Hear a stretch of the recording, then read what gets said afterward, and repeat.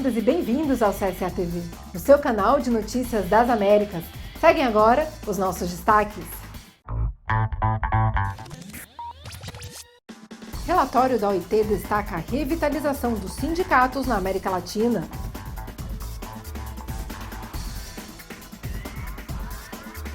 Na Guatemala, seguem os protestos pela saída do presidente Alejandro de Matei.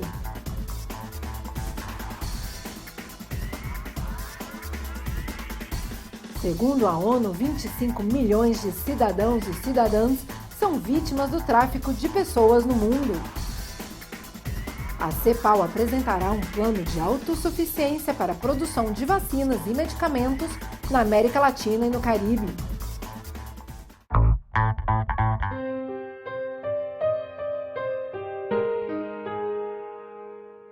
Movimento Sindical das Américas lamenta a morte de Richard Trunca.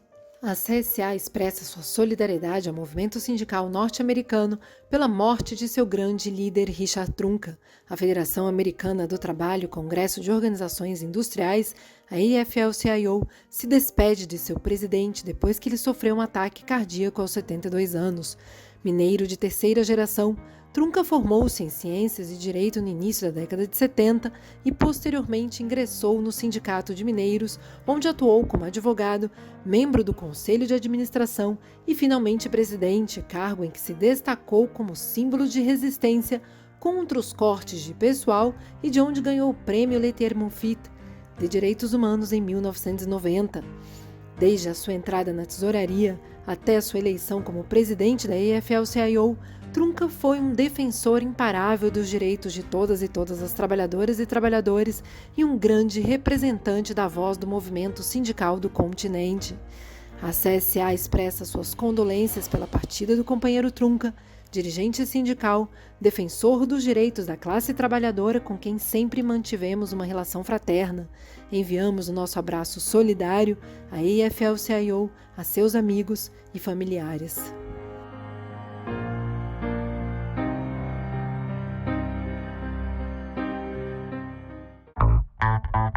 E no editorial dessa semana receberemos Bárbara Figueroa, secretária de Desenvolvimento Sustentável da CSA. Ela vai falar um pouco sobre o processo da Constituinte do Chile.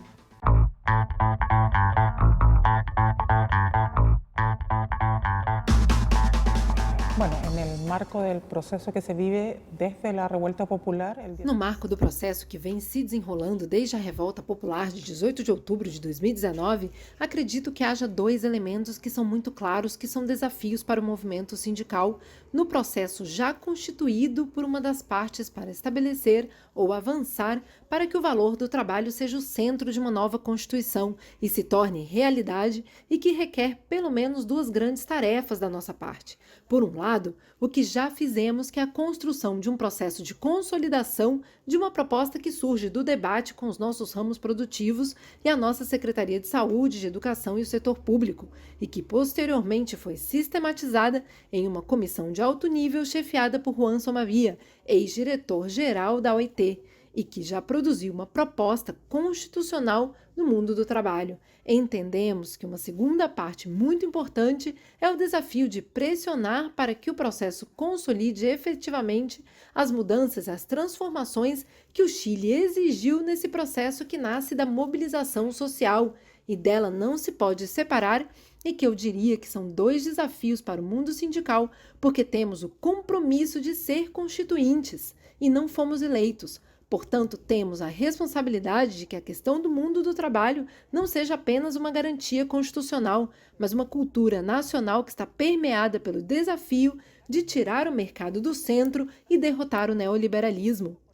E isso requer esforço para propor a valorização do trabalho e não só pelos direitos coletivos, mas também pelo trabalho e pelos trabalhadores e para gerar, no marco desta disputa, processos de mobilização que permitam que essas demandas sejam bem concebidas e bem reconhecidas no debate constitucional. E um relatório da OIT destaca a revitalização dos sindicatos na América Latina. Segundo a OIT, muitos trabalhadores procuraram os sindicatos para buscar proteção aos seus direitos e para buscar informações sobre proteção social. Cerca de 80% dos países do mundo se voltaram para o diálogo social tripartite ou bipartite, como parte da resposta à crise de Covid-19, afirma o relatório. Na América Latina e na África, a filiação sindical aumentou, ao contrário do que está acontecendo no resto do mundo. De acordo com os dados deste estudo, a taxa de sindicalização é menor nos empregos onde os direitos trabalhistas são mais violados. Além disso, a OIT destaca que os sindicatos têm buscado a aproximação junto aos trabalhadores da economia informal e da economia de aplicativos, cuja boa parte dos trabalhadores são jovens. No caso dos trabalhadores de aplicativos, o texto da OIT indica que eles estão entrando no movimento sindical por meio de novas organizações. O texto finaliza destacando que, neste contexto de transições, os sindicatos têm demonstrado grande resiliência e uma notável capacidade de se revigorar, de forma inovadora, sendo uma boa perspectiva para o futuro. E segundo a ONU, 25 milhões de cidadãs e cidadãos são vítimas do tráfico de pessoas no mundo. Segundo a ONU, no mundo há cerca de 25 milhões de vítimas do tráfico de pessoas. O Conselho de Especialistas da instituição informa que há um aumento da exploração sexual e do uso da internet e das redes sociais para cooptar vítimas. A ONU indicou também que a pandemia e as restrições apenas pioraram os indicadores sobre a prática. Relembrando o Dia Mundial contra o Tráfico de Pessoas no dia 30 de julho, a CSA emitiu um comunicado, onde afirma que desde o movimento sindical rejeitamos esta grave violação aos direitos humanos que se aproveita da situação de vulnerabilidade em que se encontram milhões de pessoas nas Américas e no mundo. E continuam os protestos na Guatemala pedindo a saída do presidente Yamatei.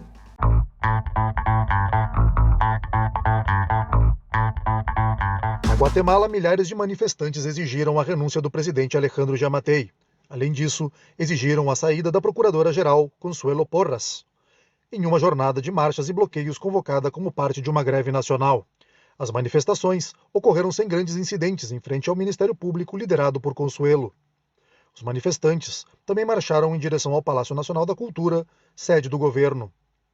O motivo do protesto é o engavetamento de denúncias contra o presidente por parte da chefe do Ministério Público da Guatemala. O promotor Juan Francisco Sandoval, que denunciou as manobras para evitar a investigação do presidente, foi destituído do cargo por Consuelo na semana passada e, em seguida, partiu para o exílio via El Salvador. O promotor anticorrupção denunciou em uma coletiva de imprensa que Consuelo interrompeu várias investigações contra o governo Yamatei. E em El Salvador, o salário mínimo foi elevado em 20%.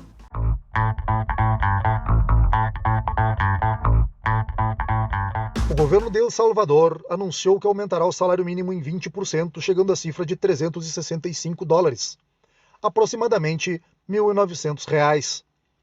O Conselho Nacional do Salário Mínimo, composto pelo governo, representantes dos trabalhadores e da iniciativa privada, determinou no dia 2 de julho o aumento salarial, sem contar com os votos dos empregadores, conforme relatado à época pelo ministro do Trabalho, Rolando Castro. O governo de El Salvador concederá, por meio do Banco de Desenvolvimento, um subsídio a cerca de 13.500 micro e pequenas empresas para cobrir o aumento por 12 meses. O executivo propôs ao Conselho Salarial um aumento de 20% no salário base para tentar diminuir o impacto da inflação, segundo o presidente Nayib Bukele. A legislação de El Salvador indica que o salário mínimo deve ser reajustado a cada 3 anos e o último aumento ocorreu no ano de 2018. E a CEPAL ressalta a necessidade de mudança do modelo de desenvolvimento da América Latina.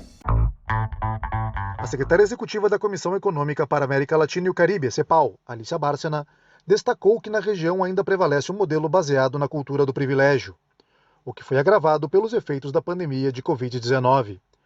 Para encontrar novos rumos, a América Latina deve voltar aos seus esforços para a construção de um modelo econômico que garanta a igualdade, a sustentabilidade, produtividade e justiça. Com relação à geração de empregos em um contexto pós-pandêmico, Bárcena destacou que há um paradoxo na recuperação dos países pela intensificação da primarização das economias da região, com um maior grau de endividamento e consequente crescimento da desigualdade social. Para transformar esta situação, a CEPAL apresentará em setembro aos presidentes da região um plano de autossuficiência em saúde para impulsionar a produção de vacinas e medicamentos, Esse seria o primeiro passo para a transformação no modelo de desenvolvimento e reduzir a assimetria entre países pobres e desenvolvidos. E o FMI admitiu que a propagação da cepa Delta pode piorar as suas previsões de crescimento mundial. O FMI emitiu um comunicado em que relaciona a recuperação econômica mundial a uma distribuição mais igualitária das vacinas contra a Covid-19. A agência sugere que os países economicamente mais fortes deveriam compartilhar cerca de 1 bilhão de doses de vacinas com os países pobres e em desenvolvimento, e remover as barreiras comerciais que possam impedir o seu envio. A economista-chefe do fundo, embora aprecie o compromisso das principais instituições econômicas e grandes economias, ressaltou que um esforço maior deve ser feito. Nesse sentido, ela destacou que existem países em desenvolvimento com níveis de vacinação ainda muito baixos, nos quais nem mesmo seus profissionais de saúde foram imunizados, e que o aumento dos contágios pela cepa Delta foi levado em consideração para fazer uma revisão para baixo das projeções de crescimento econômico nos países emergentes da Ásia. E o mesmo pode ocorrer com os Estados Unidos. E no Chile, os trabalhadores da maior mina de cobre do mundo aprovaram a realização de uma greve.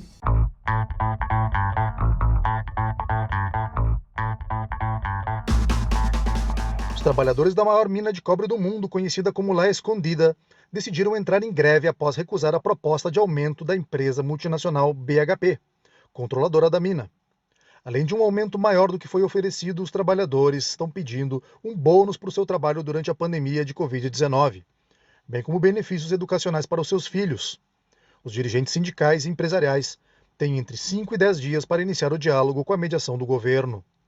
O Chile é o maior produtor mundial de cobre, que representa 28% da produção mundial. O mineral representa entre 10 e 15% do PIB do país, e grande parte dele é exportado para a China, maior consumidor mundial. Em 2017, os trabalhadores da mesma mina fizeram uma greve de 44 dias, a mais longa da história da mineração chilena. A mina escondida está localizada no deserto do Atacama, no norte do Chile, a uma altitude de mais de 3.000 metros. É a mesma área onde, em 2010, 33 mineiros ficaram presos no subsolo por quase 70 dias após o rompimento da mina San José.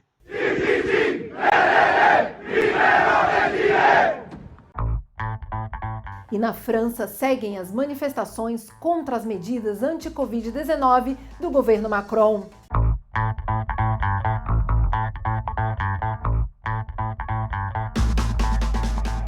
Milhares de pessoas protestaram na França contra as medidas tomadas pelo presidente Emmanuel Macron para conter a nova onda da pandemia.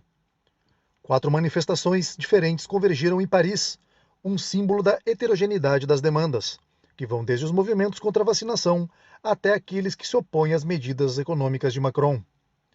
Estes últimos estão sendo canalizados pelo político de extrema-direita Florian Philippot, ex-braço direito de Marine Le Pen. Excluído do seu partido, ele encontrou nesta causa um trampolim para o seu renascimento político. Os protestos continuam em todo o país, enquanto o executivo mantém o seu plano para conter a nova onda, com base na exigência do certificado Covid para permitir o acesso à maioria dos locais públicos e a obrigatoriedade de vacinar os trabalhadores de saúde. E a Espanha recuperou 9 de 10 empregos perdidos durante a pandemia. Essa e outras notícias no próximo bloco.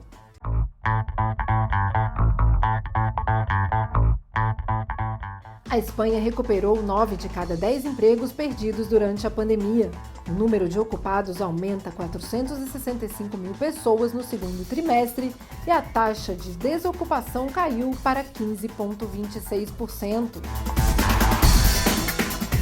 O governo dos Estados Unidos considera a possibilidade de fazer com que as vacinas sejam obrigatórias para os 4 milhões de servidores federais. Os estados da Califórnia e de Nova York já tomaram medidas nesse sentido.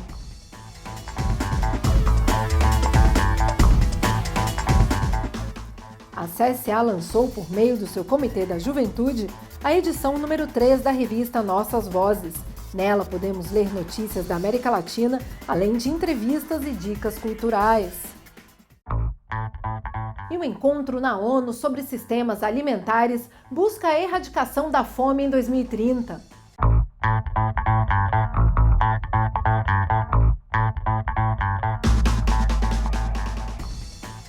Foi realizada em Roma a pré-cúpula das Nações Unidas sobre sistemas alimentares. O evento foi encerrado com otimismo por parte das delegações internacionais que buscam alcançar o objetivo do desenvolvimento sustentável do Fome Zero em 2030, embora tenham admitido que ainda há muito trabalho a ser feito. No encontro participaram delegações de 145 países que estarão presentes na cúpula marcada para setembro em Nova York.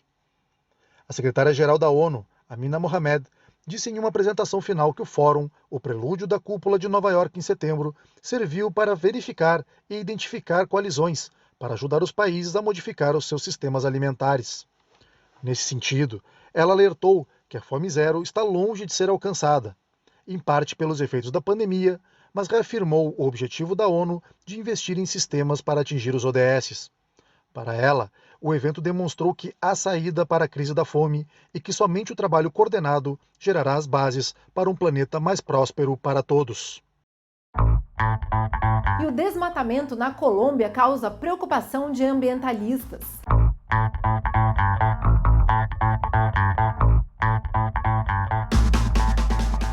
A Sierra de la Macarena, um dos grandes pulmões da Colômbia, tem sido sistematicamente atingida por incêndios e pelo desmatamento. Os estragos causados nos últimos anos é percebido com um simples sobrevoo pela área.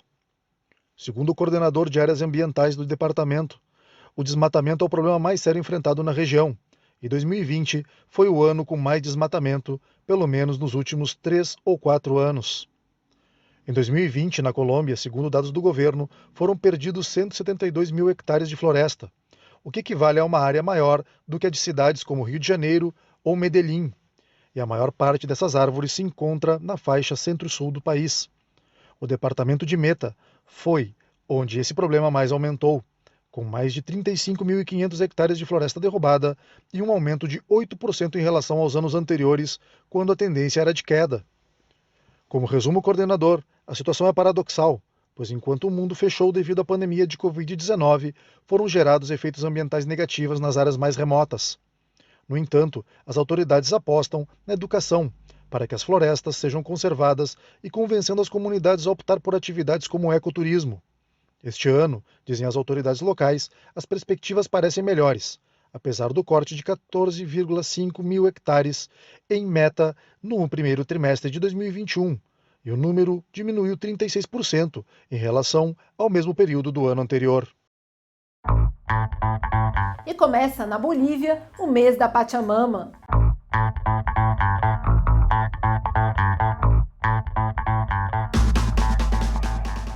Os bolivianos de áreas rurais e de algumas cidades iniciaram as atividades do mês dedicado ao Pachamama, ou Mãe Terra. Agosto é o mês escolhido para as oferendas, porque é quando ocorre a primeira colheita e a primeira safra agrícola do mundo andino. Segundo as comunidades indígenas, nesta época do ano, a Mãe Terra abre a boca para se alimentar de oferendas, que recompensam os frutos dados e aqueles que darão no futuro. As oferendas são realizadas por sábios indígenas. Um deles é Mariano Condori, ou Mariano de los Andes. Segundo ele, os rituais fazem parte da ancestralidade, que vem desde tempos imemoriais, e se sabe que agosto é o momento certo para lhe agradecer. Segundo ele, os sapos, chamados maranes, são venerados por dar fertilidade à terra, semeando sementes do campo e garantindo o sustento das comunidades originárias. As oferendas seguem um procedimento passado de geração em geração, garantindo a safra e o alimento em harmonia com a Mãe Terra, que é a personificação da natureza, segundo a cultura dos indígenas. Os itens oferecidos ao final são reduzidos a cinzas, que são enterradas ou armazenadas em uma caixa. Como dizem os indígenas, o importante é fazer a oferenda com fé e acreditar que o que você está pedindo será recebido. E eu sou Carol Coelho, desde a sede continental da CSA em Montevidéu, no Uruguai. Muito obrigada por nos acompanhar.